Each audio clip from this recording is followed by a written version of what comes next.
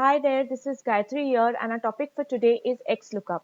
XLOOKUP is a new feature which is recently introduced in MS Excel.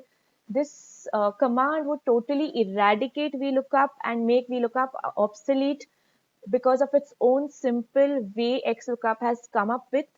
So before we begin with the XLOOKUP command, let's move on to having a look at our database on which we are going to perform VLOOKUP. It's a simple database which has research topics and the specialized university for these corresponding research topics, and of course its enrollment date, duration and fees. So this is our database. Moving on to sheet 2. Before we begin XLOOKUP, let's quickly put a drop-down list of the research topics which we saw in sheet 1. So for the drop-down list, we move to the data tab, click on the data validation button. Under data validation, under allow, we select list, and the source would of course be the research topic source, which is in sheet 1.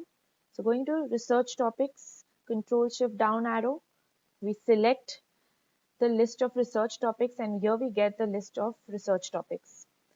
Now let's perform XLOOKUP on the research topic psychology. We should get the corresponding university enrollment date and fees.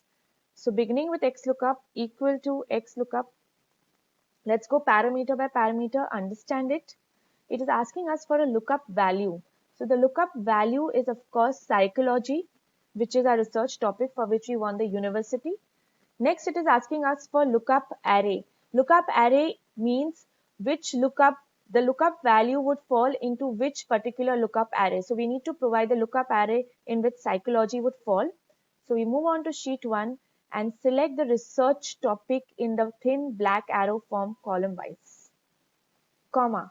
Then if you see here on my screen, the third parameter, it's asking me for the return array. So what do I want to return based on my lookup value, which was psychology? I want to return the university. So I select the university in the same pattern with a thin black arrow on the top of a column, comma. The next parameter says, if it is not found, what do you want it to return?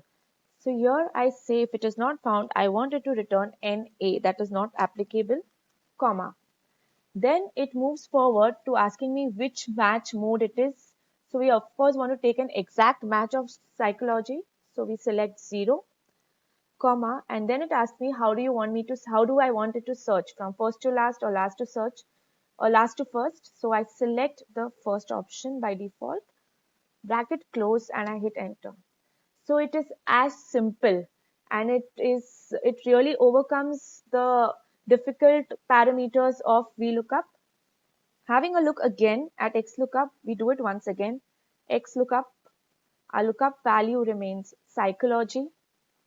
Lookup array where psychology is. Before I move on to the lookup array, it would obviously be the research topics because we are looking up for psychology.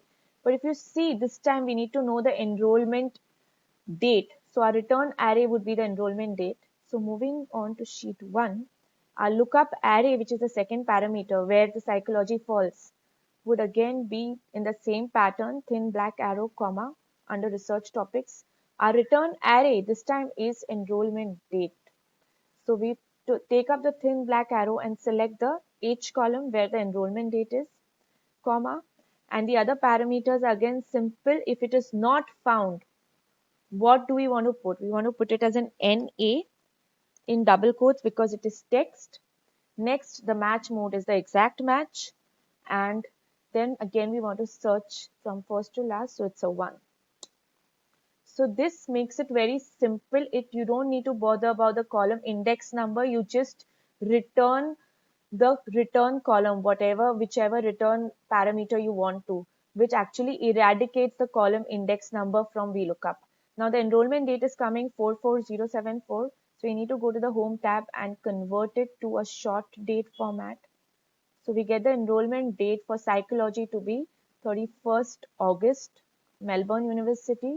We can check it for healthy aging, which is Pennsylvania. And again, the enrollment date is the same. You can go in and check the other parameters too. So this is for our XLOOKUP. Now moving on to a further detailed of XLOOKUP, which gives you all the parameters directly at one go. So So we're going to look it up in this particular column or in this particular side of XLOOKUP. Moving on, we need to create a data validation list in research topics once again, which I've already created before. So let's take up another research topic, socio-culture and economic diversity. We want to find the corresponding details of socio-culture and economic diversity in one go. So how will XLOOKUP perform this? We begin by writing equal to XLOOKUP, and before we perform XLOOKUP or before we write XLOOKUP, the entire headings of the previous database of sheet 1 database have been copy pasted here. If you can see, the entire headings of the sheet 1 database have been copy pasted here. Thereafter we put equal to XLOOKUP, and again we start with the lookup value as the first parameter, which would be socio-cultural and economic diversity in our case. Lookup array. Lookup array would obviously be where the research topic falls, which is in sheet 1. We select it in the same pattern with a thin black arrow on top of the column. Next, it is asking us for the return array. So for the return array, this time we are going to select all the columns as we need all the data directly at one go. So we select all the columns from the top column E till J. So if you see, my parameter for return array is E to J. So that's my return array, entire database selecting column wise. Followed, what if it is not found? Again, it's the same drill, NA, comma. It's an exact match in this case once again, and we want to search from first to last. We just hit enter, and if you see, it gives you all the details of the research topic, socio-cultural and economic diversity, the ID, the research topic, the university, the enrollment date, duration, and fees. Once again, we need to format the date to the date field, and here we go. So in one go, we get the entire data. So as a student, if I want to select advertising, I get the entire data with the research ID, with the university, and the corresponding details. So that is how XLOOKUP has come up with a very easy and a very convenient feature where you don't need to memorize the column number. You just need to go to the database and select whichever column you want to return. So enjoy doing XLOOKUP, and I'll see you till my next session. Thank you. Bye bye. Take care. Be safe.